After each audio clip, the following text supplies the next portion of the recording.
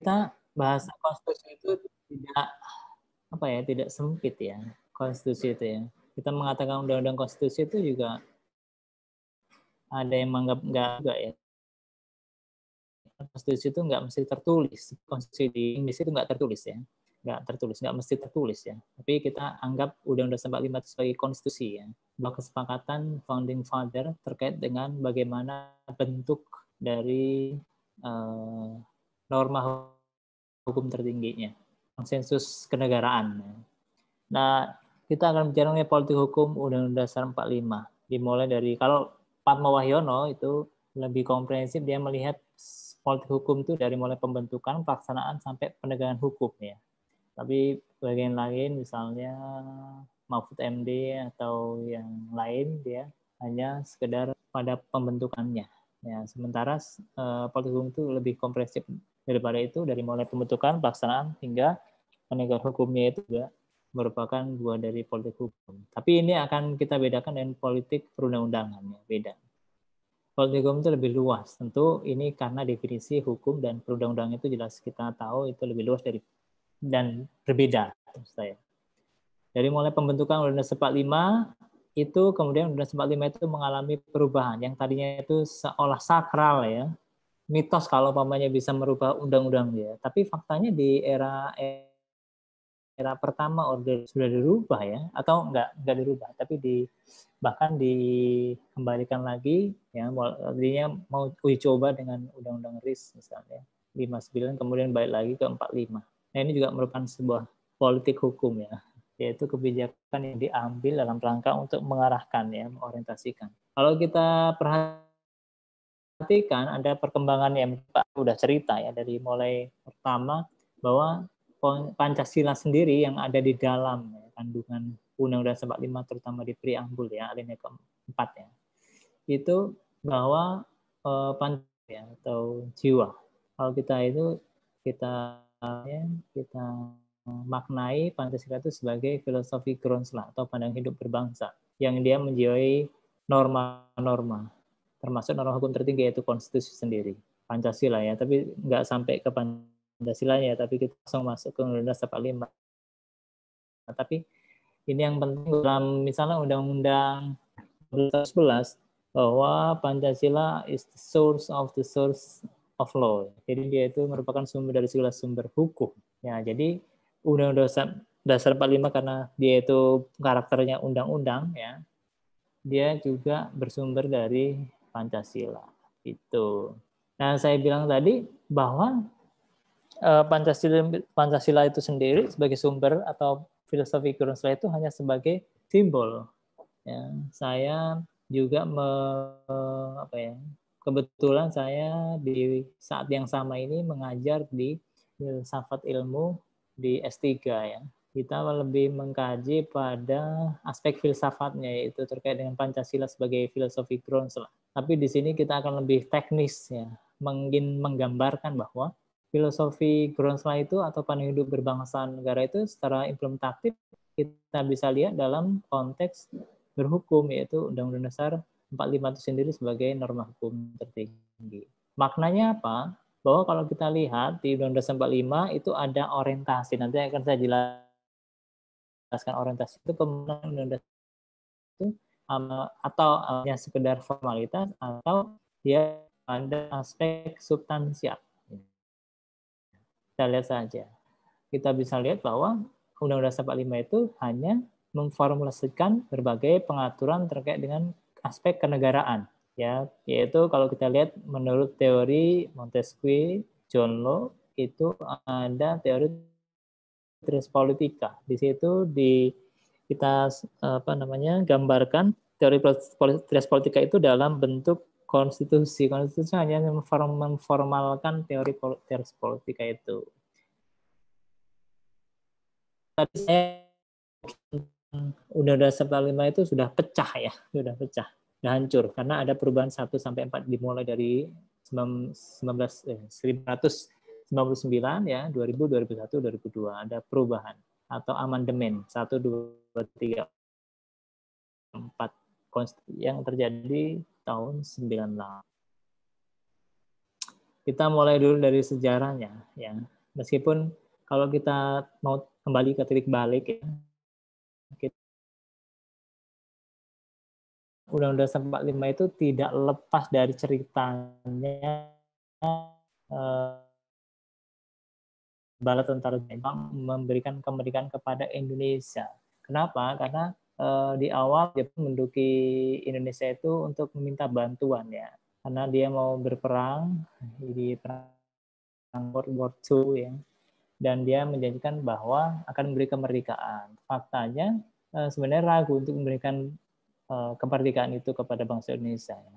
Tapi karena itu tetap dipegang sampai sekarang pun orang Jepang tetap, bahkan kalau dia malu, ya, daripada menanggung malu, dia mending mengundurkan diri atau bunuh diri, ya. Karena karakter itu yang dari dulu juga sampai sekarang sih dipegang, komitmen itu tadi. Misalnya kalau ada perdana menteri atau menteri, ya, menteri terutama, dia itu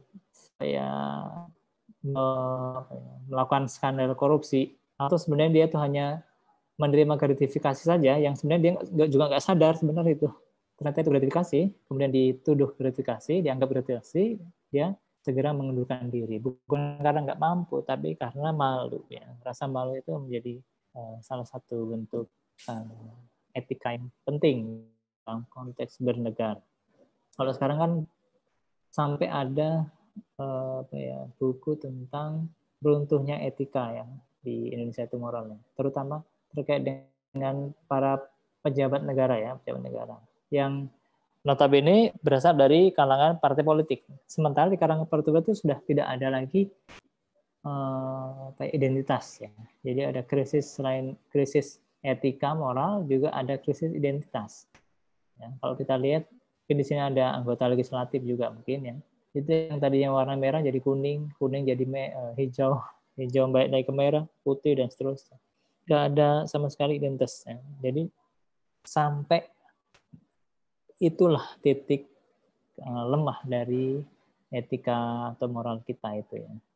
Jadi kita harus paling enggak kita harus bisa mengatakan bahwa Jepang sebagai best practice dalam konteks penerapan etika yang munculnya itu kita lihat sebagai moral, ya. Nah, itu karena janjinya sudah berjanji, dan kemudian ada gayung bersambut dari tokoh muda melalui proses yang panjang sebenarnya. Itu kemudian bentuklah BPPKI. Itu ya masih orang-orang Jepang juga sebagai panitianya, atau Dokuritsu Junbi Kosakai, ya, menyiapkan rancangan undang-undang dasar, ya. Itu sebagai pondasi kemerdekaan Indonesia. Kok enggak bentuk negara dulu, ya, tapi kan itu perdebatannya sangat panjang, ya. Tapi kemudian dibentuklah undang-undang dasar 5, di dalamnya itu ada Pancasila sampai 17 Agustus. Kemudian dibentuk PPKC ini karena ini cerita sejarah. Meskipun kalau kita bilang hukum itu nggak bisa lepas dari dua hal, yang pertama sejarah, ya, history and language, ya, bahasa. Nah, dibentuk PPK yang kemudian bersidang menetapkan dan mengesahkan Undang-Undang Dasar 1945. Itu buah pemikiran founding father yang luar biasa, bisa membentuk suatu dasar bernegara yang luar biasa sampai sekarang. Sedikit perubahannya. Sedikit perubahan. Berarti itu sangat fundamental sekali. Itu atau disebut di sini itu PPKI atau Dokuritsu Junbi Inkai. Nah, kemudian bagaimana sih kedudukan Undang-Undang Dasar 45 itu? Kalau kita perhatikan di sini ada yang pertama sebagai dasar terbentuk dan penyelenggaraan sistem politik dan pemerintahan negara Republik Indonesia. Undang-Undang Dasar 45 itu menjadi hukum dasar dan tertinggi. Ini politik hukum dasar dan tertinggi. Undang-Undang 45 bersifat sementara, lihat sejarah dan aturan tambahan ayat 2. Jadi saya mulai dari bahwa dia itu merupakan dasar terbentuk dan penyelenggaraan sistem politik dan pemerintahan negara Indonesia. Saya bilang di awal tadi bahwa ini adalah implementasi dari teori yang berkembang saat itu, yaitu teori tres politika. Di awal-awal kita tahu tres politika itu cuma 3 cabang kekuasaan, ya, legislatif, yudikatif, dan eksekutif. Meskipun ada satu cabang kekuatan kekuasaan yang lain yang baru muncul, yaitu ada federatif ya, atau pengawasan. BPK muncul di situ di dalam konteks struktur kelembagaan dalam konstitusi atau Undang-Undang 45 ini berarti bahwa ada cabang kekuasaan yang diakui juga yang lain selain dari 3 cabang kekuasaan itu. Ini menandakan selain itu maknanya adalah ada selain penambahan ya, itu ada makna yang lain, yaitu bahwa teori politika itu sudah tidak relevan dengan kondisi perkembangan zaman. Sehingga kita yaitu sebagai acuan, tapi perkembangannya tidak cukup dengan 3 kelembagaan itu. Kemudian Undang-Undang 45 menjadi hukum dasar dan tertinggi. Ya, dia sifatnya umum abstrak sehingga nggak boleh karakter umum abstrak itu diterjemahkan lebih detail lagi. Karena terjemahan lebih detail itu ya di undang-undang di bawahnya ya, itu menurut teori Stephen Gould, teori Hans Kelsen ya. Jadi ada tata urutan peraturan perundang-undangan ya, dari mulai Pancasila lah sebagai filosofi groundswellnya. Jadi kemudian ada undang dasar, kemudian ada undang-undang atau tak MPR yang kebalik-balik lah itu. 10 2004, kemudian 12 2011 itu udah beda urutannya. Ke undang-undang sama, kemudian ada undang-undang atau Perpu, TAP MPR dulu, undang-undang atau Perpu, kemudian ada Perda ya, atau PP, kemudian Perda dan seterusnya ya. Sampai sekarang ada peraturan desa.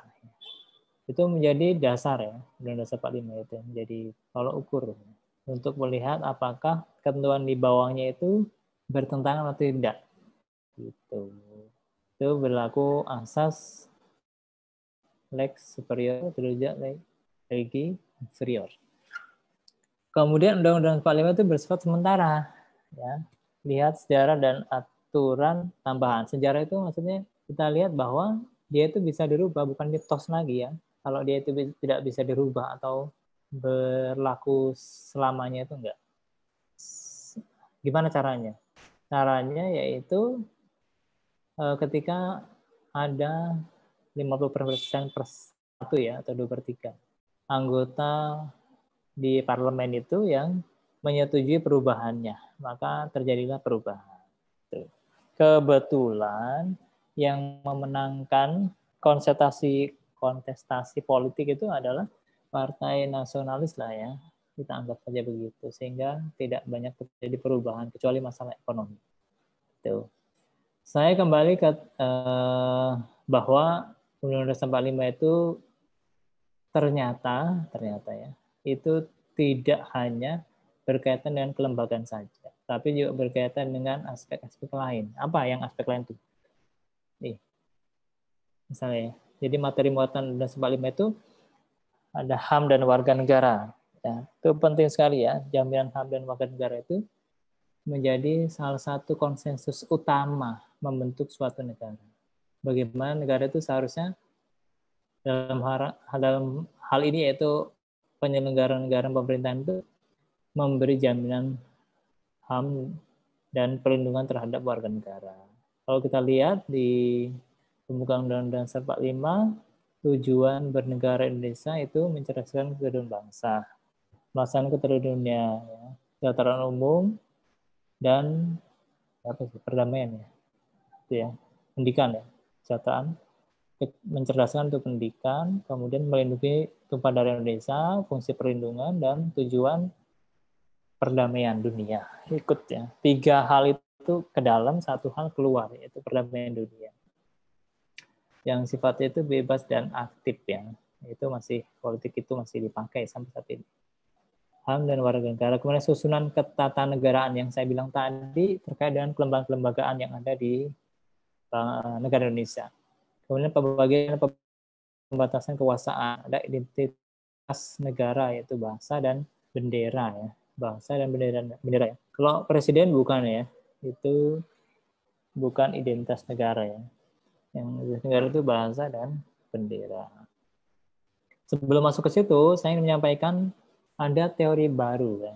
Teori baru terkait dengan konstitusi. Banyak sekali ya. Konstitusi itu nggak cuma sekedar dokumen formal pembagian atau persebaran atau distribusi of power, ya, sebagaimana teori trias politika, tapi banyak ya. Selain HAM, pembagian susunan ketatanegaraan, pembagian dan pembatasan kekuasaan, identitas negara, bangsa, dan seterusnya. Itu gambarannya, gambaran umumnya. Tapi ada hal yang lebih penting lagi, ya, yang penting lagi. Tapi sebelum itu saya minta tanggapan. Oh ya, saya lupa ya. Ini baru pertama ya, ini mahasiswa baru lagi.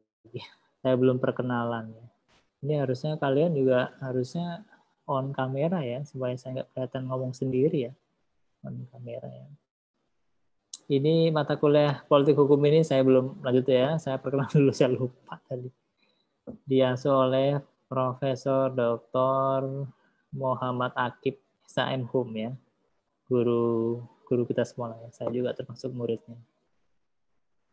Saya perkenalkan, nama saya Agus Triyono, SH, MH, PhD. Saya dulu S1 di Fakultas Hukum sini, ya.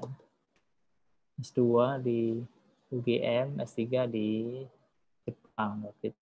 Baru selesai di 2019, kemudian saya diajak Prof. Akib untuk ngajar di tahun 2020 dan 2021 ini. Ngajar politik hukum. Jadi ini tahun kedua saya mengajar politik hukum. Jadi angkatan 2020 dan 2021 ini saya udah ngajar politik hukum ya, tandemnya dengan Prof. Akib.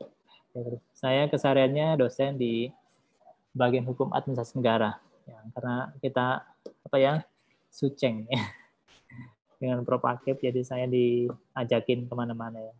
Termasuk saya nggak sering di bagian hukum administrasi negara, tapi seringnya di S3 karena membantu di sana di S3 sebagai awalnya sebagai koordinator mahasiswa dan akademik, kemudian sekarang jadi penjamin publikasi ya. Juga sebagai ketua Pusat Kajian Hukum Pancasila. Nah, itu sebagai flagship dari S3 Doktor Ilmu Hukum, itu Hukum Pancasila. Jadi harus didukung dengan Pusat Kajian Hukum Pancasila, termasuk publikasinya itu juga harus berbau-bau Pancasila ya, gitu. Jadi lebih dekat dengan tadi saya bilang di awal tadi, saya makanya sering mengatakan Pancasila filosofi konselah, karena tiap hari makanannya itu kajian terhadap Pancasila ya. Jadi tertarik ke sana akhirnya, mau nggak mau. Nah, itu perkenalan dari saya. Ini mahasiswa ini ada 30-an lebih ya, ini mahasiswa baru ya. Dan ini sangat bagi saya bisa termasuk yang menggembirakan, juga memprihatinkan. Menggembirakan itu dari animo masyarakat untuk belajar hukum itu bagus ya. Memprihatinkan itu adalah beban ya, beban bagi pengajar untuk mentransfer, nggak sekedar ilmu ya, atau knowledge ya, transfer knowledge, tapi juga transfer of value. Itu yang lebih penting lagi ya. Apalagi di masa pandemi ini pakai Zoom lagi. Susah sekali mentransfer value-nya tadi ya. Jadi karakternya juga nggak jelas ini. S2 ini karakternya apa sih? Hukum apa sih? Ini hukum pengayoman, hukum alam, apa hukum adat? Tapi kalau di S3 sudah mulai fokus ya. Hukum Pancasila. Everything's covered ya. Jadi semuanya tercover di hukum Pancasila. Tapi kalau di S2 ini, karena juga ada konsentrasinya itu ada hukum pidana, perdata, kenegaraan, ada hukum kesehatan ya. 4 konsentrasinya jadi terpecah-pecah. Tapi harusnya ada satu pengikatnya, nanti baru mau diusulkan untuk apa ya karakternya itu, Cepalo atau apa gitu. Itu Cepalonya baru jadi jurnalnya aja ya, belum jadi karakternya. Karakternya itu ya local wisdom seharusnya ya. Karena banyak program yang menawarkan S2 ya, nggak di S2 Unila saja, tapi ada MIH, di mana sih, UBL ya, kemudian ada STIA. STIA itu juga sudah mulai, UMKO ya udah mulai mengajukan untuk S2, Muhammadiyah Metro juga begitu. Jadi ya itu yang menyedihkan itu tadi, saya tidak bisa menjamin lulusan dari MIH ini menjadi akademisi ya. Kalau praktisi Anda udah mungkin beberapa atau sebagian besar sudah menjadi praktisi ya, tukang hukum ya, praktisi hukum, atau mungkin nggak mesti di bidang hukum ya, tapi juga dari pendidikan yang lain. Nah, itu kecemasan saya itu tadi ya, apa namanya, body ya sih, student body-nya itu begitu besar ya, gendut. Sementara ya itu tadi karena Anda praktisi tukang-tukang di mana, jadi kuliahnya itu sambilan ya, hanya disambil kerja, jadi second activity ya. Dan itu tadi ya bisa itu prihatin, bisa juga luar biasa ya. Itu di saat orang belajar fokus, Anda nggak fokus saja berhasil gitu. Nanti bisa jadi magister hukum itu hebat sekali nanti. Gitu. Makanya saya karena mengajar mata kuliah yang dasar-dasar, nanti di akhirnya nggak ada kayaknya. Selain politik, hukum, lingkungan, dan agraria mungkin. Itu nanti di akhir perkuliahan mungkin ketemu saya lagi. Atau yang konsentrasi hukum kesehatan juga ada dari situ. Saya ikut ngajar. Jadi mana mungkin saya bisa menjamin lulusan dari ini. Dibanding dengan saya ya sekitar 2009 ya. Sekitar 11 tahun yang lalu itu yang antusiasme itu nggak sebesar ini ya, nuonya untuk ngambil S2 itu ya. Itu nggak sebesar ini. Kalau sekarang itu sangat banyak sekali ya. Bahkan ada seratusan lebih, more than 100 student who want to join. Nah ini menandakan ya itu tadi, menandakan ada peningkatan, tapi kuantitas. Ya. Kualitasnya ya kita sama-sama ya. Nah ini saya bilang ya, materi muatan Undang-Undang 45 itu ya sekitar ini. Tapi ini ada yang lebih penting lagi ya. Lebih penting lagi daripada sekedar ini. Mungkin Anda pernah baca tentang demokrasi ekonomi.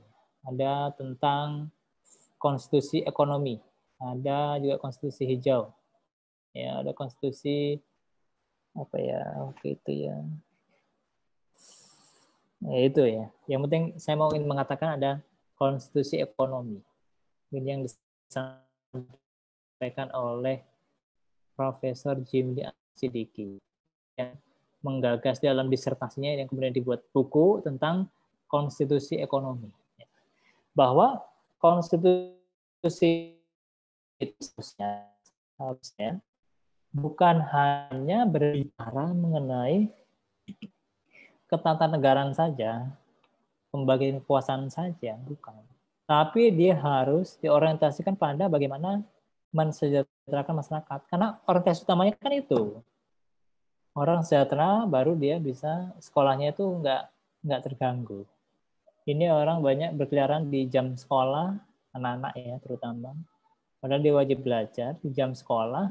Kenapa? Karena nggak sejahtera gitu. Jadi orientasi utama kesejahteraan.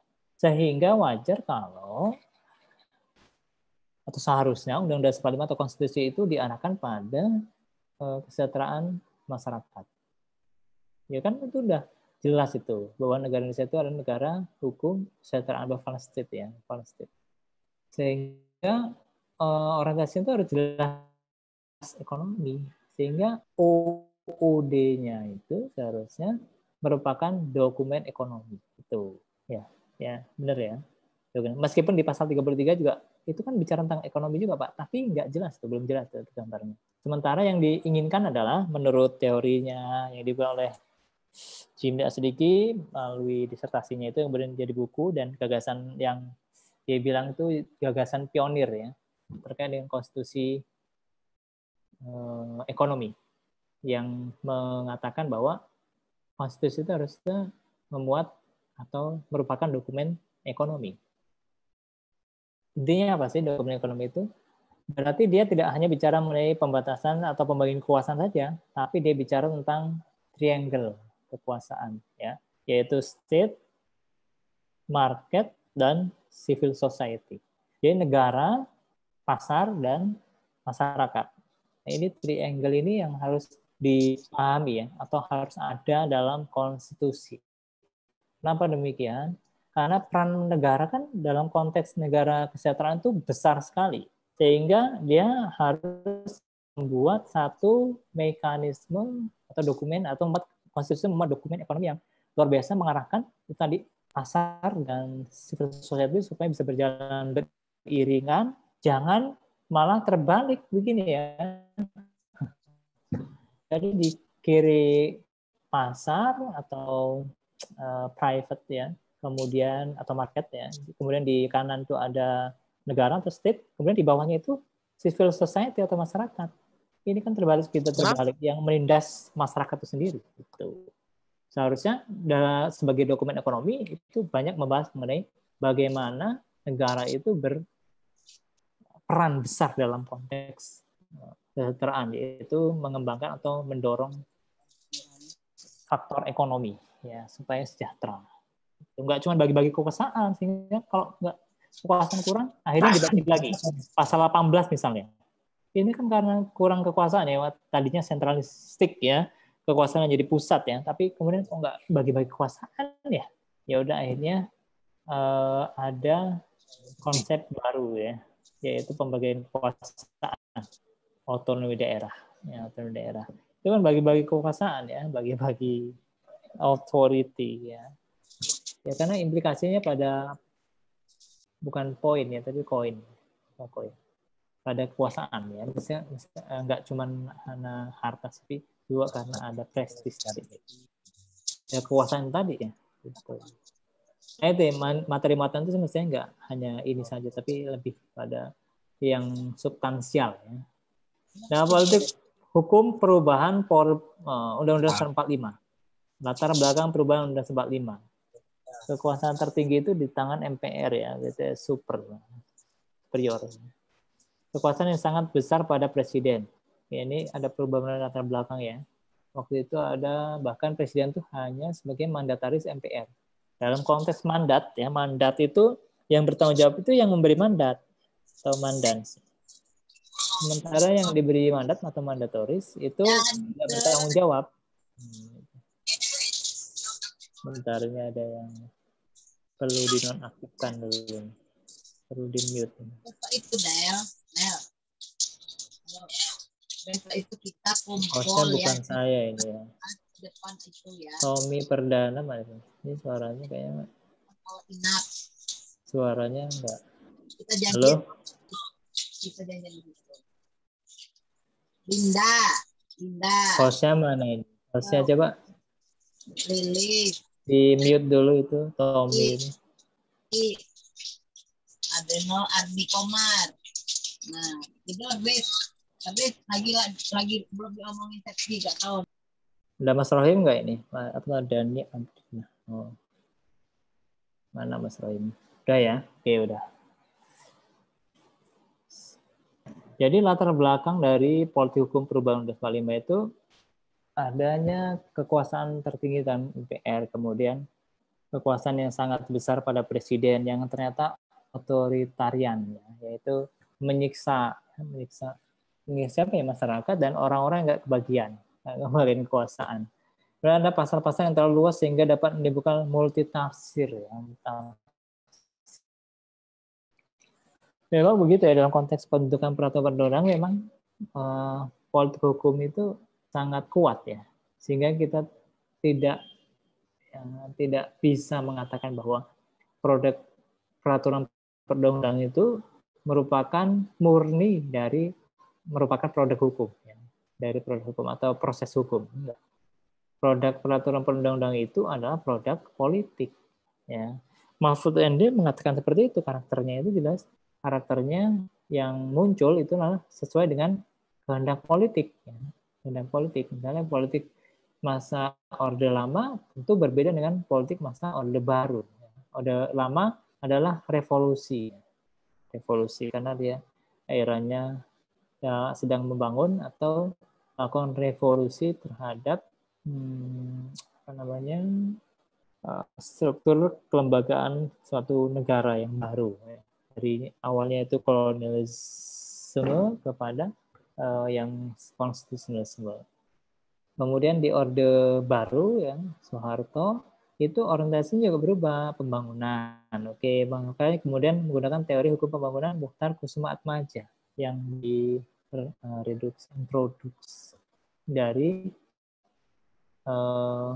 Roskopon ya, Law as a Tool of Social Engineering ya.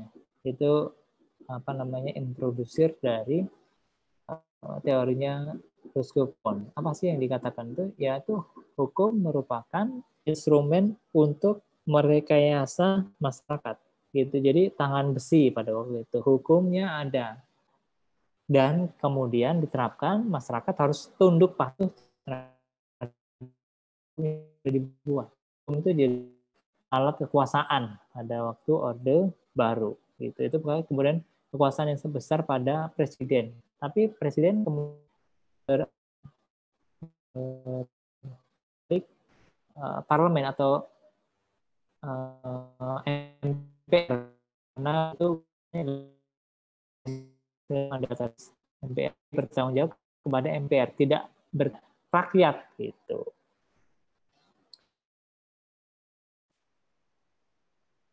Pada waktu itu kita sering dengar ada gium ya, enak zamanku dulu itu ini menandakan bahwa iya memang benar loh enak zamannya Pak Soeharto. Kenapa? Zaman Pak Soeharto saya masih kecil, kita belum ada yang belum lahir ya.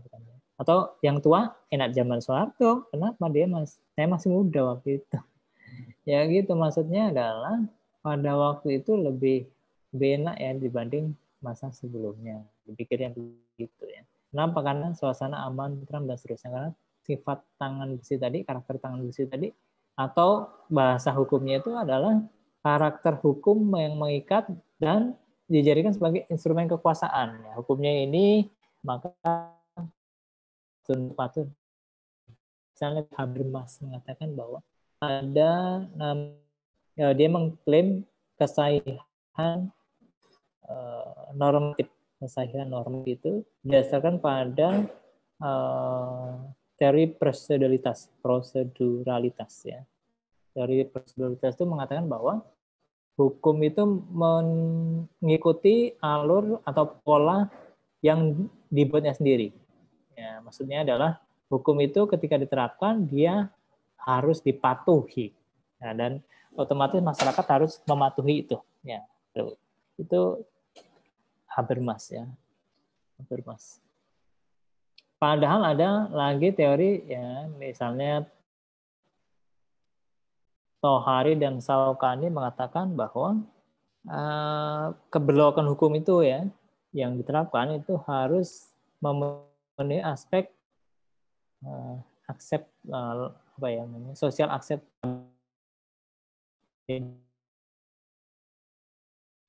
penerimaan publik gitu atau yaitu tadi legal social acceptability, bukan hanya sekedar legal acceptability tapi juga social acceptability, karena dia akan memberikan legitimasi yang kuat sekali dalam konteks pelaksanaan hukumnya. Kemudian selain itu pasal-pasal yang terlalu luas sehingga dapat menimbulkan multitafsir. Pasal 33 pada waktu itu sebelum diamandemen itu 3 ayat saja ya, pasal 33 itu. Tapi kemudian itu terjadi tarik ulur ya antara negara, masyarakat dan pasar. Sehingga itu tuh pasar ya atau pasal yang sangat apa ya bukan hanya luas tapi juga arena ekonomi ya, sehingga ada dorongan-dorongan yang kuat ya, terutama ada juga propaganda internasional yang kemudian menginginkan pasal 33 itu berubah. Kemudian ada Dawam Raharjo dan Murbianto itu dari awal komitmen untuk menjaga marwah konstitusi itu melalui pasal 33. Sehingga kemudian dari proses dialektika yang panjang itu tadi, tarik-menarik antara kekuatan modal ya pasar itu dengan kepentingan masyarakat, itu memunculkan ayat berikutnya 45 seterusnya. Gitu. Jadi pasal 33 itu bisa multi tafsir ya. Tapi sekarang sudah sangat jelas sekali ya di situ bisa dipahami. Kemudian ada rumusan 45 tentang semangat penyelenggara negara belum cukup didukung ketentuan konstitusi. Ya. Tentang semangat penyelenggara negara belum cukup didukung ketentuan konstitusi. Misalnya waktu itu ada BP apa ya, Badan Pertimbangan Agung DPA, Dewan Pertimbangan Agung ya, Dewan Pertimbangan Agung.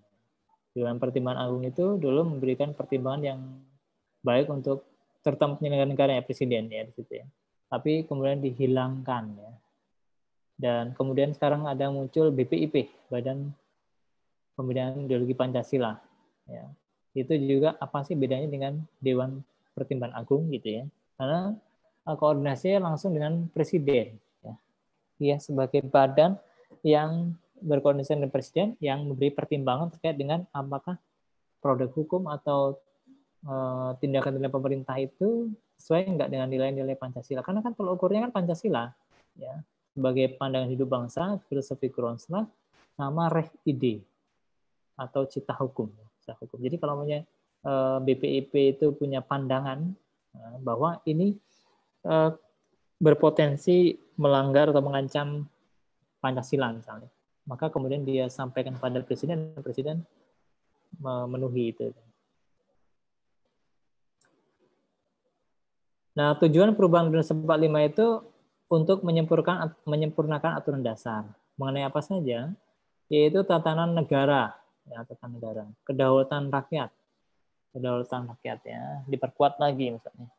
Ada hak asasi manusia, makanya kemudian di pasal 28 itu yang tadinya cuma berapa pasal menjadi sampai J, HI, J, ya sampai J. Kemudian pembagian kekuasaan, ya, ada kekuasaan federatif dan pengawasan. Kesejahteraan sosial ya, itu di pasal 33 kemudian dirubah ya. Ya, gunanya untuk menyempurnakan, karena pada waktu itu kan di tengah tekanan dunia internasional, terutama tekanan penjajah ya dalam pembentukan ini dasar negara ini, sehingga termasuk cepat ya atau kilat ya pada waktu itu pembentukan norma dasar negara. Kemudian tujuan perubahan itu untuk menyebutkan dasar negara mengenai eksistensi negara, demokrasi dan negara hukum ya. Bahkan pasal 1 ayat 3 negara Indonesia adalah negara hukum ya. Pada waktu itu malah di dalam kurung negara hukum restat ya, bukan mastat atau negara hukum kekuasaan atau negara kekuasaan, bukan, tapi negara hukum restat. Tapi kemudian hilang di amendmen keempat, restat itu nggak ditulis lagi dalam kurung itu di situ ya. Karena kita udah nggak cukup dengan berpatok pada aliran hukum restat saja, tapi juga rule of law ya gitu. Jadi ada dinamika di situ, ada perubahan-perubahan ya. Yang rule of law itu atau restat itu notabene adalah warisan penjajahan ya. Jadi kita tinggal ikut aja di Belanda yang itu dijajah Prancis, dan Prancis itu alirannya adalah restat ya, Eropa kontinental ya. Ya, karakternya itu tertulis ya.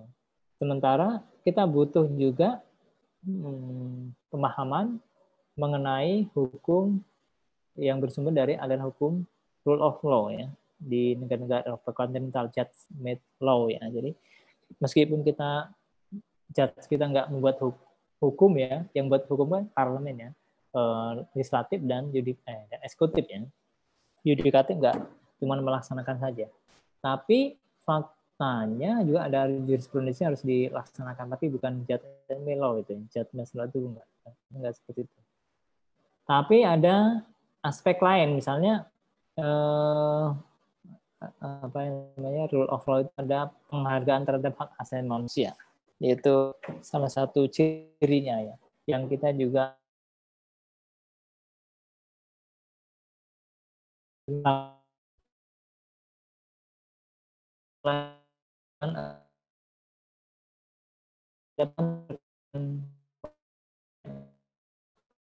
KPU.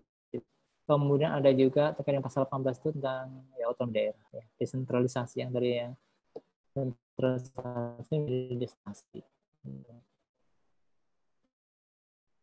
Ini yang saya ceritakan tadi. Sini ada pertanyaan, tanggapan, silahkan.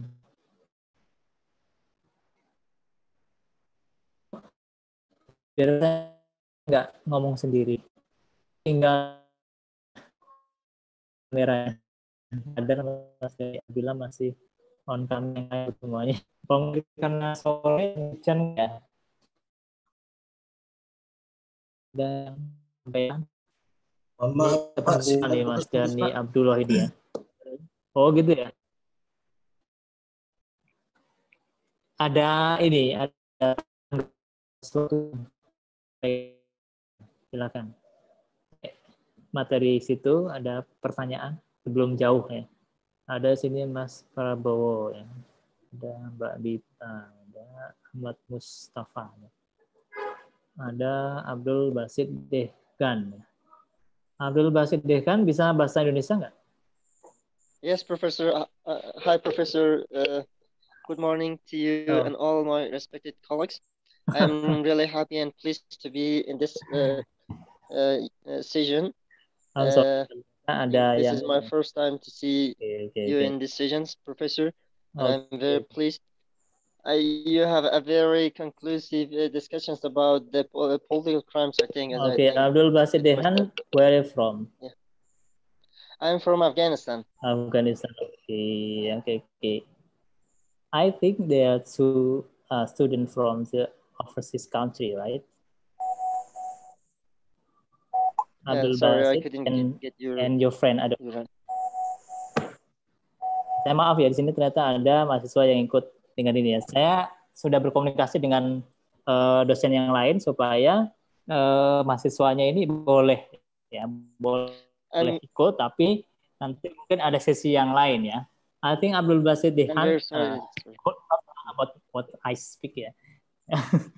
I'm sorry. I'm very sorry, Professor. I couldn't understand you because I'm just in the beginning of Indonesian language class, so it's just the beginning. I hope that my Indonesian language could be improved soon and rapidly, and I do my best. But it's okay. Thank you, sir. Okay. But I think there are some decisions in our to cover this student, foreign student like Abdul Basit and your friend. I don't know whose name. Yeah. Okay. Next, maybe. I think you have met my friends, Professor Bayusjat Miko, and discuss about something, and maybe next you will meet me in one project or something like that. Okay, I will continue. Sir. I will continue. Could I ask later? Okay. Yes, could I make a favor, sir? Okay. Okay, sir. I'm asking you, sir, if it's possible to deliver these lectures in English in any time. We might arrange another sessions to have decisions in English, because what you say and what you provide the lectures in Indonesian language is not, we don't understand the lectures, so it might be more effective, and we could get more information from decisions which are delivered in English. Yeah. Okay. Maybe next I will communicate directly with you. Okay, but thank you. Okay, but start in this class. Okay, kalau yang lain ada pertanyaan, dipersilahkan. Kawan yang lain ada pertanyaan? Rita Pertiwi ya. On voice. Ardian Hasibuan. Ya. Mas Agus sehat? Alhamdulillah, ini lagi di perjalanan ya, Mas Ardian Hasibuan. Iya, lagi. Ini ada klien lagi ada masalah ini. Masalah besar di daerah. Daerah mana ini, Dam? Palputih. Agak berat ini. Enggak, aku mau nanya. Ini mau izin lah sambil ini Mas Agus ya, sambil di mobil yang lagi berhenti. Mau nanya itu kalau yang ada rencana amandemen kelima dari Undang-Undang Dasar 45 itu, kalau menurut pandangan Mas Agus itu bagaimana itu? Ya, bagus pertanyaannya ya. Ini tadi kita bicara tentang latar belakang perubahan. Tadi latar belakang itu berkaitan dengan yang sebelum-sebelumnya itu ada kekuasaan tertinggi dan MPR yang ternyata nggak efektif dalam rangka penyelenggaraan pemerintahan. Oke. Saya mau flashback dulu itu. Latar belakangnya itu dipengaruhi beberapa hal ini. Kekuasaan presiden terutama yang sangat besar, kemudian pasal-pasal yang terlalu luas, kemudian ada rumusan Undang-Undang 45 tentang semangat penyelenggaraan negara yang belum cukup didukung oleh ketentuan konstitusi. Terkait dengan perubahannya itu sampai sekarang kita masih percaya ya, karena ini adalah bukti sudah di amandemen 4 kali, sebanyak 4 kali ya. ya terkait dengan banyak hal ya, terkait dengan tatanan negara, kedaulatan rakyat, hak asasi manusia, pembagian kekuasaan, ada lagi ya, kesejahteraan sosial, pasal 33 udah dirubah, eksistensi negara demokrasi dan negara hukum yang kemudian kita ingin rubahnya itu kayaknya yang pas yang seperti apa sih gitu, nggak mesti harus restart aja, tapi juga bisa mengcover yang rule of law gitu. Tapi untuk yang hakim atau judge based law nggak sampai ke sana ya. Hal-hal yang sesuai dengan perkembangan aspirasi dan kebutuhan bangsa itu tercover dalam konteks perubahan Undang-Undang 45. Nah, pertanyaan tadi, bagaimana dengan wacana amandemen kelima? Ya, bagi saya itu sah-sah saja dari hasil yang sudah dicapai Indonesia melakukan penyempurnaan terhadap ketentuan Undang-Undang 45 sendiri, Undang-Undang Dasar sendiri, itu sudah membuahkan hasil yang luar biasa, yang bagus ya, saya pikir.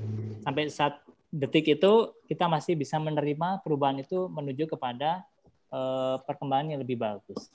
Terkait dengan amandemen kelima, saya sendiri misalnya dalam disertasi saya mengajukan untuk melakukan amandemen kelima. Saya ingin memasukkan cabang kekuasaan baru, yaitu pengawasan ombudsman baru. Karena saya gitu. Jadi sah-sah saja dilakukan perubahan itu gitu. Bahkan ini yang lebih mungkin nggak terpikir oleh Bapak Ibu sekalian ya.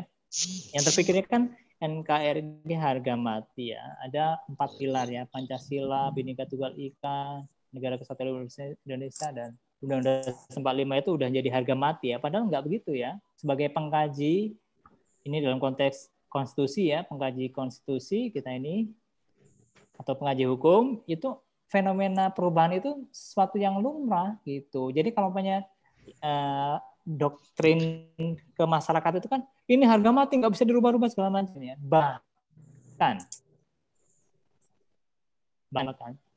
katanya Pancasila pun bisa dirubah. Pancasila itu bisa dirubah sebagai ideologi loh.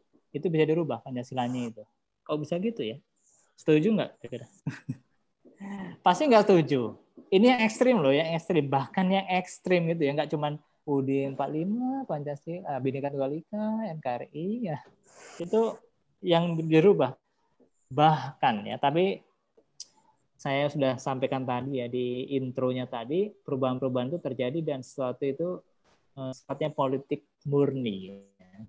Karena hukum itu murni, hukum tapi adalah murni produk politik ya. Murni produk politik, ingat ya itu. Gitu. Jadi sah-sah saja. Bahkan saya sendiri mengajukan supaya di amandemen yang kelima karena saya memasukkan ombudsman di situ.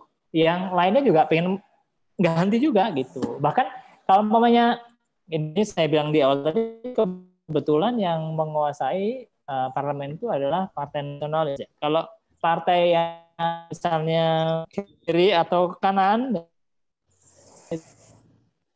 ideologi ya asing. Tuh. Nah, disitulah kemudian ada dinamika. Pertanyaan yang belum terjawab itu adalah Pancasila bisa dirubah nggak ya? Ada di situ sebenarnya ada klausul pengaman yang nggak boleh dirubah sebenarnya. Tapi kalau pembukaan nggak boleh dirubah.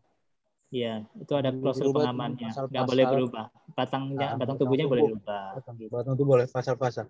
Itu udah saya cek, Mas. Iya. Saya waktu itu juga berpikir Pancasila bisa dirubah nggak? Saya lihat dulu kan. Iya. Pancasila kan menjadi sumber hukum karena dia dimasukkan di dalam pembukaan, ya kan? Dia bukan hukum dasar tapi menjadi sumber hukum. Yeah. Grosslah apa itu teorinya saya lupa itu. Nah, filosofi Grosslah. Jadi landasan ideal kan? Kalau undang dasar yang undang dasarnya sendiri itu landasan konstitusional. Nah, cuman kayak lembaga ombudsman itu kan masuk sebagai lembaga pengawas. Sesuai dengan ajaran trias politikanya Montesquieu dan J.J. Rousseau, itu kan sudah ada legislatif, yaitu DPR dan DPD ditambah. Apakah masih perlu ombudsman itu? Ini kita diskusi ya, Mas. Iya, silakan saja. Oke, baik. Bahkan komisi-komisi misalnya KPK gitu, kalau menganggap dia itu penting ya, bisa dimasukkan ke dalam konstitusi. Lembaga-lembaga yang dianggap atau di dalam konstitusi itu adalah main body ya, main body. Sementara yang di luar konstitusi itu apakah kedudukannya sama saja, tapi dia auxiliary body ya. atau lembaga tambahan seperti Ombudsman, KPK, Komisi Hak Asasi Manusia dan seterusnya itu meskipun nggak dalam konstitusi dia, tapi dia sebagai auxiliary body, ya, pendukung dari yang ada di dalam konstitusi itu tadi. Jadi ada, kalau Anda baca buku konstitusi atau kelembagaan negara, itu ada first range, ada second line, ya. First line, ada second line, ya. Second line itu yang di luar konstitusi. Ada kemungkinan yang di luar konstitusi itu karena begitu penting, ya, masuk ke konstitusi. Satu alasan, ya, yang saya gunakan untuk kenapa Ombudsman bisa masuk ke konstitusi, karena saya kembali ke tujuan bernegara Indonesia di pembukaan, ya, ini keempat pembukaan. Yeah. Saya bilang tadi 3 tujuan bernegara itu adalah ke dalam dan 1 keluar. 1 keluar itu politik luar negeri. 3 ke dalam itu adalah pelayanan publik. Sementara Ombudsman itu adalah lembaga yang mengawasi pelayanan publik. Pelayanan publik itu 3 itu dia dari 4 tujuan negara, 3 itu aspek pelayanan publik, dan itu berarti kan penting, ya. Dengan pentingnya aspek pelayanan publik, berarti penting juga dong pengawas pelayanan publik, ombudsman-nya gitu. Itu argumen saya bagaimana masukkan ombudsman itu. Tapi mungkin ada wacana yang lain. Ya, mungkin lebih ke tujuan pertama sama tujuan ketiga, ya. Ya, makanya perlu ombudsman, ya. Ya, boleh. Ya, lu masalahnya dia lebih dia lebih penting, ya, pelayanan publik itu dibanding dengan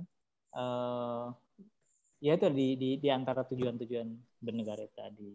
Ya, silakan saja kalau misalnya Anda perlu memasukkan, misalnya sekarang itu ada Komisi Pemberantasan Cybercrime. Mungkin itu penting, ya, karena di masa yang maya ini, ya, yang online. Nanti jadi gitu, kayak ini dong Mas Agus, jadi kayak UDES 50 pasalnya ratusan, ya.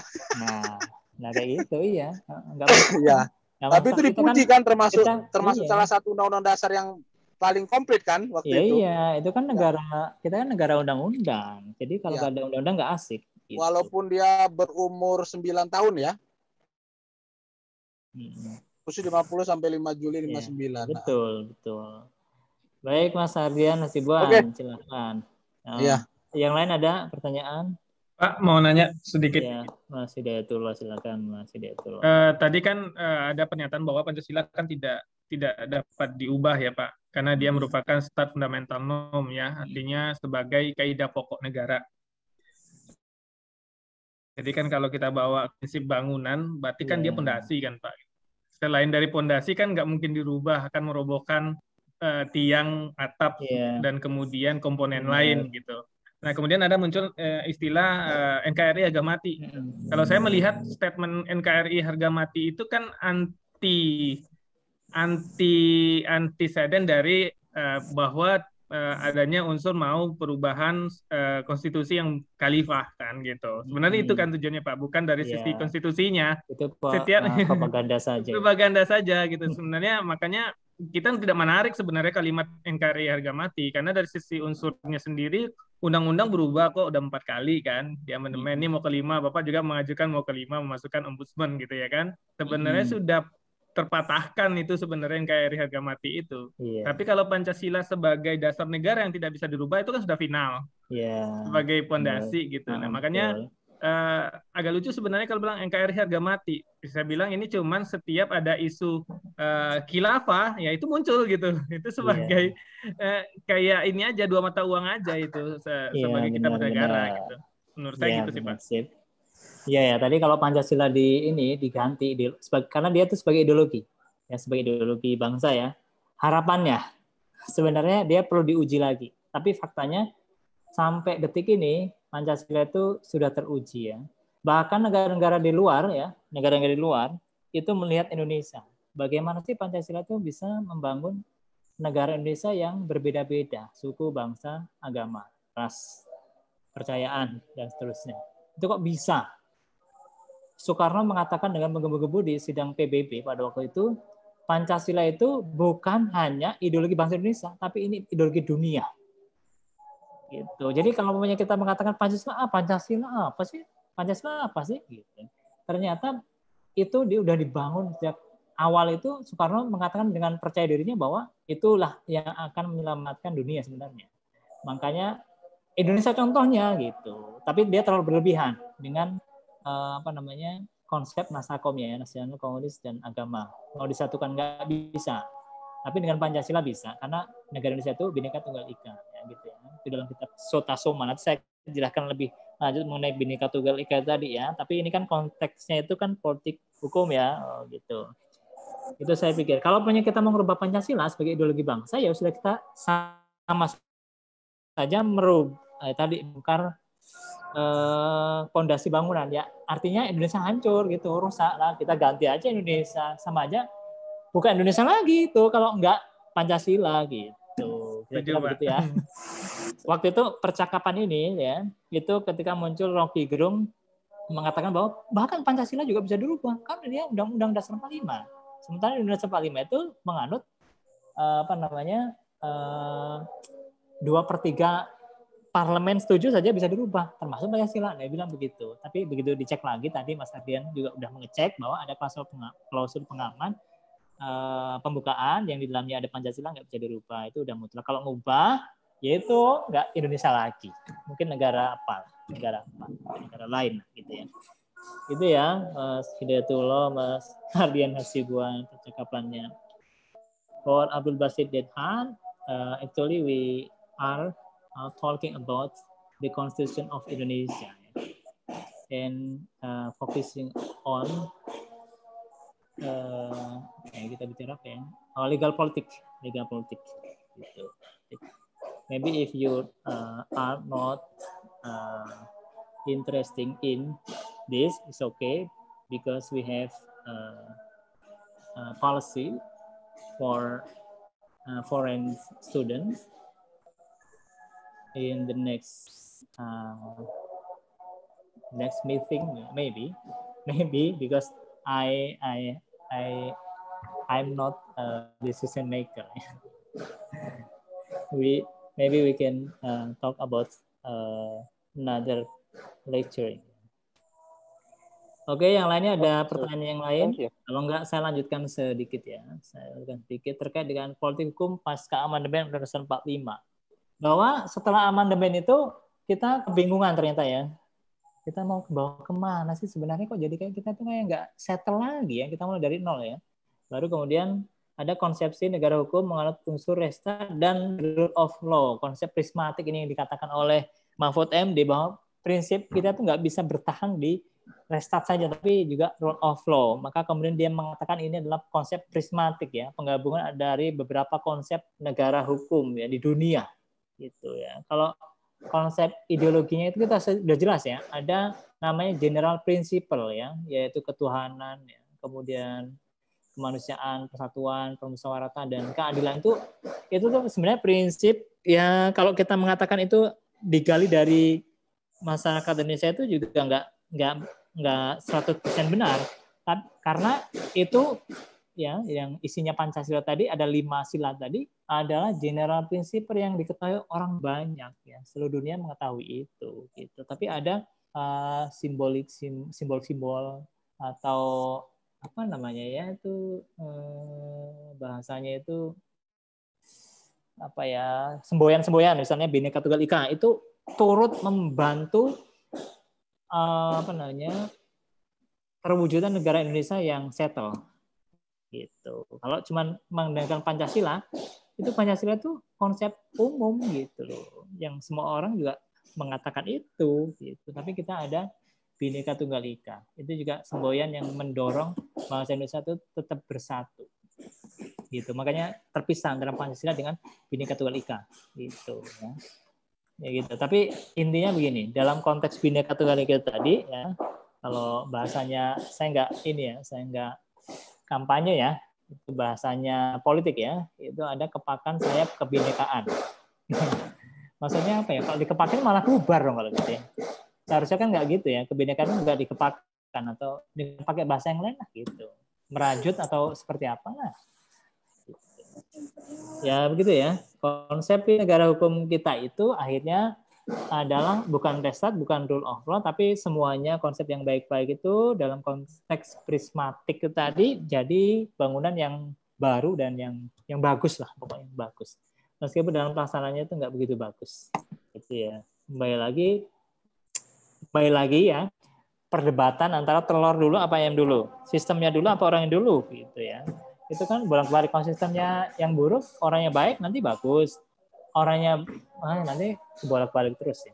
Nggak selesai perdebatan tentang sistem dulu atau orang dulu yang perlu diperbaiki, atau ini masalahnya sistem atau orang sih sebenarnya itu.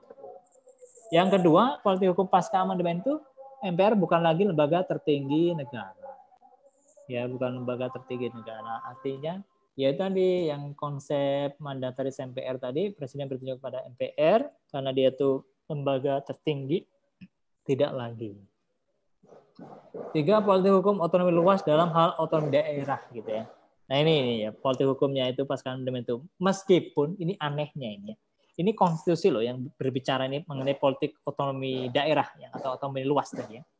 Ternyata dianulir oleh Undang-Undang Cipta Kerja. Gitu ya. Banyak kewenangan-kewenangan daerah yang sudah diberikan ya melalui proses politik ya, Undang-Undang Pemerintah Daerah dianulir oleh Undang-Undang Cipta Kerja menjadi kewenangan pusat. Banyak sekali itu ya. Lingkungan, ketenagakerjaan, kemudian ya pembinaan pasar yang saya sedang kaji ini. Dan banyak hal yang lain, sumber daya alam misalnya, ditarik ke pusat. Anggapannya ini menghambat investasi. Pemerintah daerah itu justru menghambat investasi. Enggak cepat gitu ya, menerima investasi sehingga perekonomian itu turun. Pengennya cepat, dari pusat aja lah yang bisa mengatasi. Jadi seolah kepedean pusat ini. Dan ini seolah kita tuh disuruh nutup mata ya. Aduh, malu ini nutup mata. Kenapa nutup mata? Karena ini kita tuh sadar loh, ini kan sentralistik lagi, bukan desentralisasi gitu loh. Kita waktu itu gembar-gembor ya, teori-teori kita mengatakan desentralisasi, otonomi daerah, otonomi luas dan seterusnya. Tapi di Undang-Undang Cipta Kerja ini seolah kita menutup mata atau disuruh menutup mata atau kita abai ya, nggak mau lah, nggak mau lihat lah. Kalau dilihat semuanya itu kayaknya itu sentralistik lagi ya. Tapi soalnya kok kita diam aja gitu. Pak, boleh nanya nggak Pak? Oh iya boleh. Ini sebenarnya sama dengan isu tadi yang Bapak bilang, kita awalnya kan sudah mau bikin desentralistik ya Pak, bukan sentralistik gitu. Yeah. Pertama dengan adanya otonomi daerah. Sama halnya begini Pak, dulu kita kan sebelum reformasi, kita mengutuk bahwa adanya kekuasaan tanpa batas, ya kan Pak? Kemudian muncullah reformasi, akhirnya dibatasi kekuasaan 2 periode. Dari mulai presiden sampai ke bawah. Sekarang diusung lagi tuh Pak 3 periode Pak. Berarti kita nabrak lagi. Itu wacana, bukan diusung, itu udah baru wacana. Pak D juga nggak mau ikut terus kok.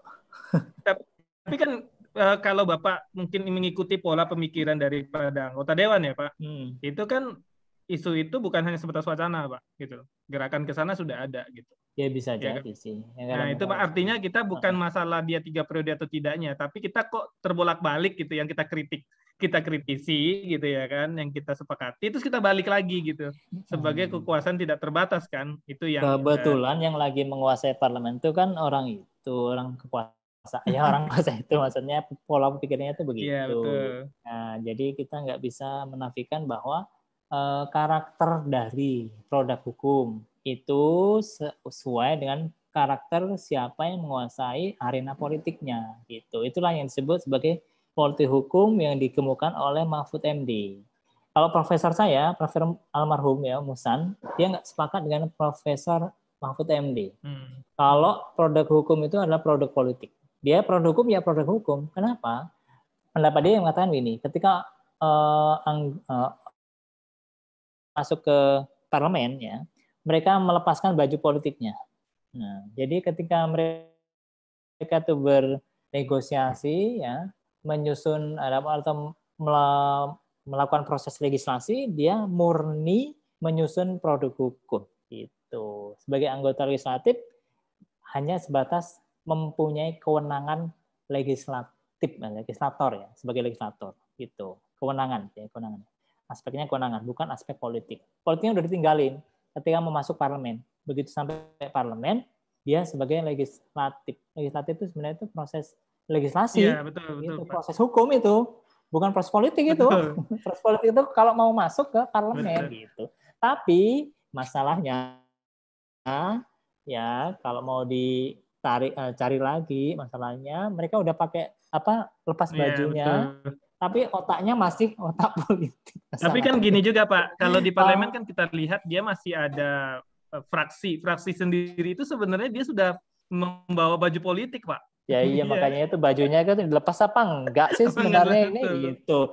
Bahkan secara belak-belakan ya Ketua Dewan Pembina Partai mengatakan dia itu petugas politik gitu. Jadi kita nggak bisa ngomong apa lagi gini, udah jelas belak-belakan kok kita begitu ya.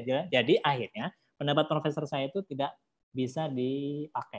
Yang dipakai ya pendapat Prof. Mahfud MD dan kawan-kawan yang mengatakan produk hukum ya produk politik. Pak, tadi menarik ya Pak, Bapak bilang kan apakah kita perbaiki sistem dulu atau orang ya Pak.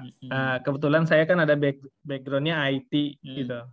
Kalau saya biasanya kita bicaranya adalah perbaiki orangnya, karena sistem itu dibuat oleh orang dan dijalankan oleh orang gitu. Iya. Jadi sebagus apapun sistemnya, kalau orangnya ke kiri, ya sistemnya ke kiri gitu. Iya benar.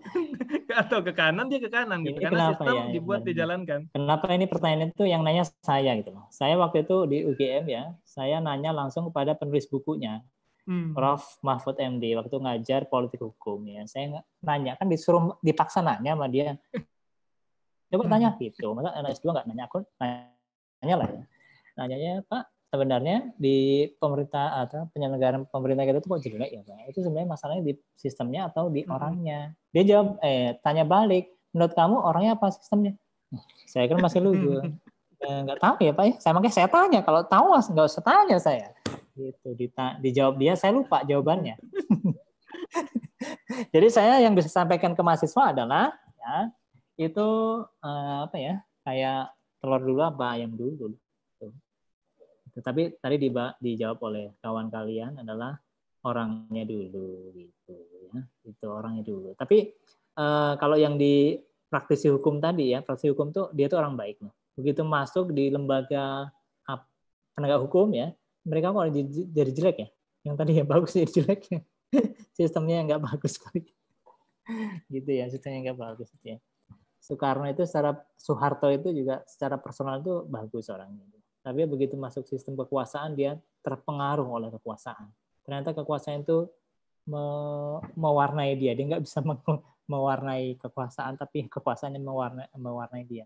Ada kepentingan di situ ya. Ada kepentingan, interest. Ya, misalnya kalau saya melihatnya begini Pak, kalau kita tarik ke teori ya Pak.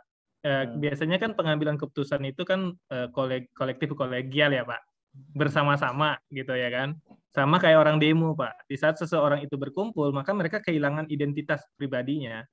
Sehingga tadi kalau sudah berunding Pak, itu biasanya identitas pribadinya tercampur Pak, malah hilang. Itu makanya banyak argumen tentang ini ya. Jadi saya nggak bisa menjawab orangnya atau sistemnya itu.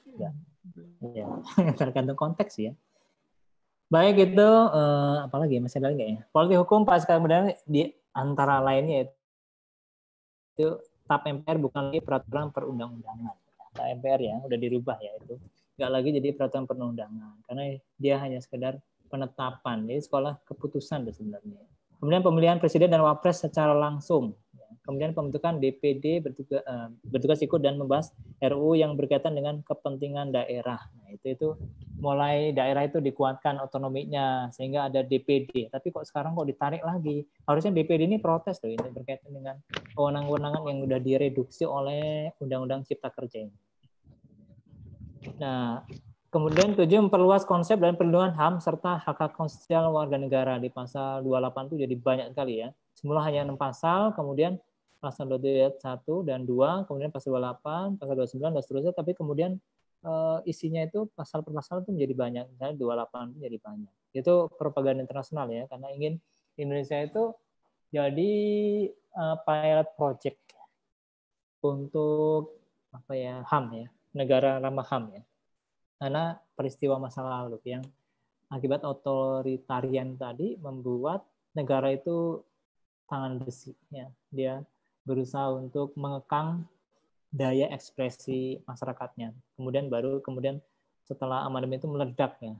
Meledak, kemudian amandemen 245 baru bisa dibuka keran untuk berpartisipasi publik yang berekspresi. Tapi sekarang selain Undang-Undang Cipta Kerja yang menganulir kewenangan daerah, yang banyak menganulir kewenangan daerah, juga ada Undang-Undang ITE yang itu membungkam suara publik.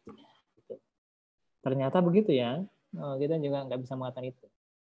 Bahkan ini kata Soekarno sendiri ya, di masa revolusi seperti ini, ya, nggak ada negara satupun yang tidak membungkam pers, nggak ada.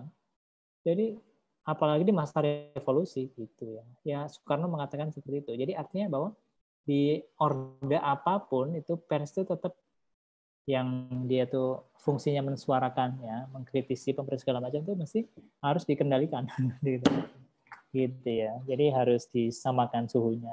Jadi nggak boleh sekali. Kalau nggak ya hancur lah. Waktu Soekarno mengatakan seperti itu tuh dia ingin mengatakan sejujurnya bahwa kalau banyak dia lagi melakukan revolusi nih, kalau punya pers ini nggak dikendalikan, dia ngomong begini-begini bla bla bla segala macam memprovokasi masyarakat untuk misalnya PKI mengkudeta atau penjajahan masuk kembali, lebih enak dijajah lo daripada Soekarno. Nah, itu kan bahaya kalau pers ngomong seperti itu. Makanya dikendalikan. Konsep prismatik, ya, memperluas konsep hak sosial ekonomi. Ya. Konsep prismatik memadukan konsep kepentingan individu dan kepentingan kolektivisme. Ya. Pasal 33 dan pasal 34. Konsep prismatik itu memadukan konsep kepentingan individu dan kepentingan golongan atau sekelompok orang, kolektivisme. Kemudian kekuasaan kehakiman tidak hanya di bawah MA, tapi di bawah MA dan Mahkamah Konstitusi. Meskipun di Mahkamah Konstitusi di bawahnya itu nggak ada ya, itu Mahkamah Konstitusi ya di atas ya, karena fungsinya itu kayak 4 gitu. Ada pula kewenangan Komisi Yudisial yang mengawasi perilaku dan kehormatan hakim. Nah ini saya pikir materi yang saya sampaikan hari ini. Silakan kalau ada pertanyaan, saya beri waktu 1 menit lah. 1 menit. Atau silakan yang lain. Pak, mau komen dikit, Pak. Oke. Pinkan mau nanya, Pak. Silakan Pinkan. Ini ada Pinkan ini ya. Pinkan dicari-cari mau dikasih. Bapak ini. Dikasih duit. Iya. Iya, Pak. Pinkan di sini mau nanya kan kemarin kan untuk UTS itu banyak membahas tentang undang-undang yang digabung di Omnibus Law ya, Pak. Nah, di Omnibus Law sendiri itu kan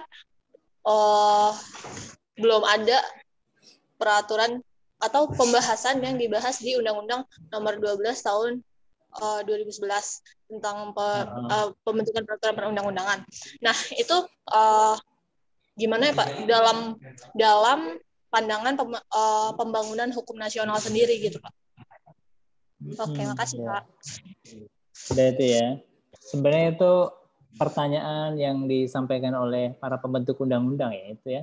Itu kok di Undang-Undang Cipta Kerja itu kan pakai konsep atau model omnibus ya. Sebenarnya bukan barang haram omnibus itu ya, bukan barang haram ya. Karena beberapa waktu lalu memang sudah ada. Tapi kok anehnya di Undang-Undang 1211 itu kan nggak memberi contoh yang seperti itu gitu. Nggak memberi contoh seperti itu.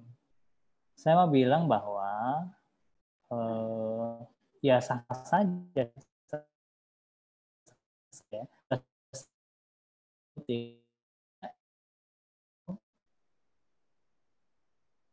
Law itu tadi itu yang jadi masalah itu kita seolah dipaksa untuk cepat-cepat membuat yang seperti itu sementara nggak ada namanya proses belajarnya bagaimana dan cara menggabungnya seperti apa. Tapi ya ini terobosan sih namanya breakthrough itu ya inovasi itu ya kadang-kadang itu datanya cepat gitu. Kadang-kadang kita kaget ya. Secara metodologis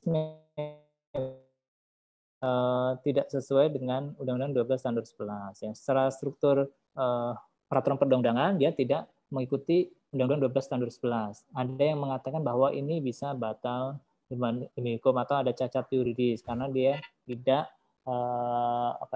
dia bertentangan dengan Undang-Undang 12 tahun 2011. Tapi ini nggak substansial ya perdebatan ini. Dia lebih pada struktur saja, struktur pembentukannya saja gitu ya. Kalau memang butuh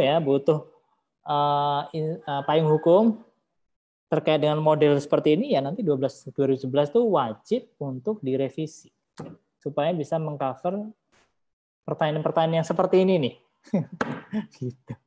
gitu ya. Masalahnya itu gini karena kita belum familiar dengan model omnibus seperti ini ya. Sehingga si pembentuk peraturan perundang-undangan terutama di daerah itu juga kebingungan. Tapi itu bisa diatasi ya. Itu bisa diatasi. Dan pasti ada toleransi. Kalaupun ada kesalahan-kesalahan yang baik secara struktural apalagi secara substansial, maka ada mekanisme, yaitu mekanisme judicial review. Karena dia itu bentuknya undang-undangan ya. Omnibus kan bentuknya undang-undang. Jadi artinya dia bisa di judicial review. Gitu. Kesalahan kita adalah kita menghabiskan energi untuk melakukan judicial preview. Sementara negara kita nggak menganut namanya judicial preview, seperti di Polandia misalnya.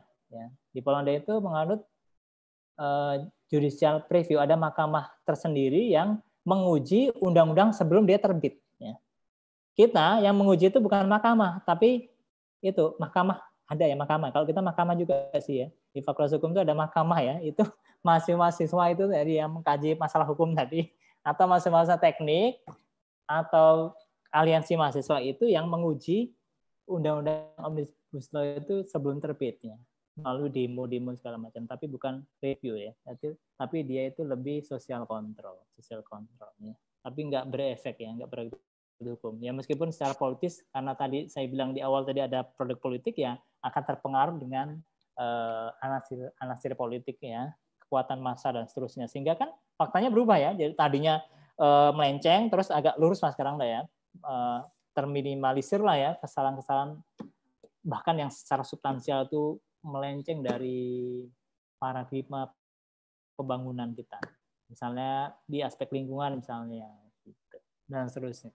Sebenarnya kita cuma karena belum familiar aja, tapi kalau butuh nanti pasti kita mengajukan untuk judicial review kalau ada materi yang substansial itu tidak sesuai dengan konstitusi. Kan ujiannya itu kan batu ujinya adalah 45 gitu. Jadi silakan saja kalau memang nggak setuju dengan isinya ya, atau strukturnya ya, diuji dengan mekanisme yang berlaku itu ya. Oke. Oke ya, pingkan ya. Ini pingkannya ada lagi. Iya, Pak. Ya. Kok kamu sinyalnya, apa saya yang sinyalnya jelek? Bapak kayaknya, Pak. Oh gitu ya. Oh, saya nggak biasa di sini soalnya. Oh, benar. Tapi jelas nggak jawaban saya tadi ya? Kedengarannya. Jelas, Pak. Jelas, Pak. Iya, kalau momennya nggak jelas itu ya nanti kita diskusi lagi. Anything else? Pak, tadi kan ada istilahnya kalau kita misalkan kalau sebuah peraturan atau perundang-undangan itu setelah disahkan, kalau kita tidak puas kan kita harus JR kan Pak, gitu. Ya nggak kan harus itu begini, Pak. Dapat. Iya maksudnya, boleh ya dapat. Maksudnya kita kalau nggak puas ya silakan lakukan JR kan gitu. Artinya begini, sedangkan peraturan dan perundang-undangan itu setelah disahkan sifatnya kan mengikat kan Pak. Nah, ada case kemarin diminta untuk mereview Raperda, Pak, gitu.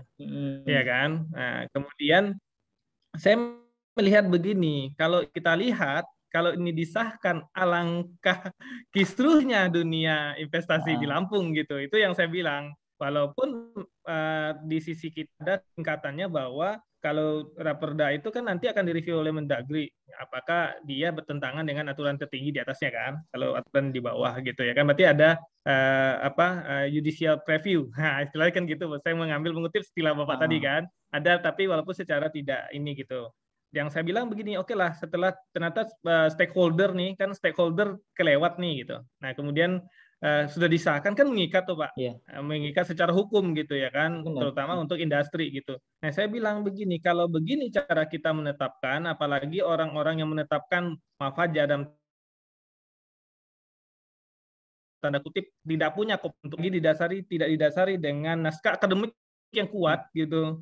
Kenapa bilang tidak dibuat dengan naskah akademik yang kuat? Karena terlihat dari pasal-pasalnya bahwa tidak melihat konsekuensi setelah itu gitu. Sehingga kemarin saya ada beberapa pasal saya coret. Ini kalau dijalanin begini dari sisi saya orang financial gitu, sisi saya orang konsultan bisnis, ini membuat justru investasi bukan malah datang, malah investasi malah itu yang kita lihat gitu. Sedangkan proses GR sendiri kan Bapak tahu tidak prosesnya panjang kemudian gitu ya kan. Tetapi setelah disahkan itu dia udah menampak efek hukumnya bagi semua terjadi gitu. Nah ini yang di kita terjadi Pak. Sebenarnya proses pembentukan peraturan perundang-undangan itu juga proses yang panjang seharusnya ya. Ada uji publik juga, tapi itu selalu dikesampingkan uji publik itu. Langsung jadi kan gitu saja. Itu ada beberapa mekanisme yang dihilangkan sehingga membuka ruang nanti ada judicial review. Sebenarnya begini, nggak usah terlalu mengkritik masalah ini ya. Kalau maunya peraturan perundangan itu perfect, kita nggak ada kerjaan lagi mereview. Ya. Gitu ya, nggak ada kerjaan merevisi kemudian buat lagi gitu ya. Barat ya atau Belanda ya penjajah kita ya waktu itu dia membuat produk hukum itu yang futuristik ya, yang bisa berlaku panjang. Bahkan sampai sekarang KUHP pun susah untuk direvisi atau ya gitu ya.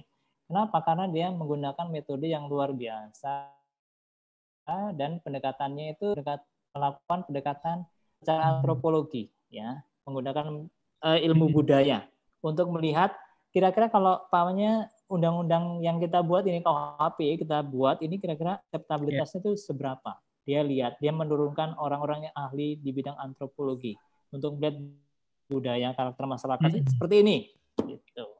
Yang kedua terkait dengan kepentingan. Waktu itu kepentingan penjajah ya. Jadi orientasinya itu penjajahnya nggak banyak kepentingan. Kalau sekarang banyak kepentingan swasta, kepentingan negara, kepentingan individu, kelompok, golongan tertentu. Sehingga ribet ya, ribet. Pembuatannya itu ya tergantung kepentingan siapa ini gitu. Begitu dipilurkan ke publik, ternyata publik ada yang nggak terima. Nah itulah kemudian fungsi atau manfaat dari adanya judicial review gitu ya. Ya saya pikir begitu. Jadi kita nggak bisa ya kita pengennya perfect tapi ternyata kok ya ada lah kesalahan gitu karena banyak kepentingan di otak kita juga banyak kepentingan. Saya yang menerima undang-undang juga punya kepentingan tuh. Ngapain review lagi udah cocok ini gitu. Tapi kalau undang-undangnya berantakan, ini peluang saya. Reviewnya ya new project itu. Baik Bapak Ibu sekalian, ini waktunya sudah lewat ini ya. Maksudnya lewat dari perkiraan saya ya. Sebenarnya itu kan ya dari jam 14 sampai 15.30 ya. Saya pikir nanti kita akan lanjutkan diskusi kita depan ya.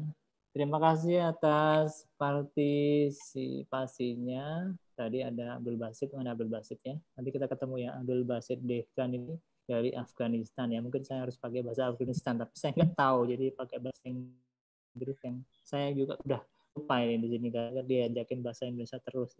Baik, terima kasih. Saya akhiri. Assalamualaikum warahmatullahi wabarakatuh. Selamat siang. Sampai jumpa. Waalaikumsalam warahmatullahi wabarakatuh. Terima kasih Pak.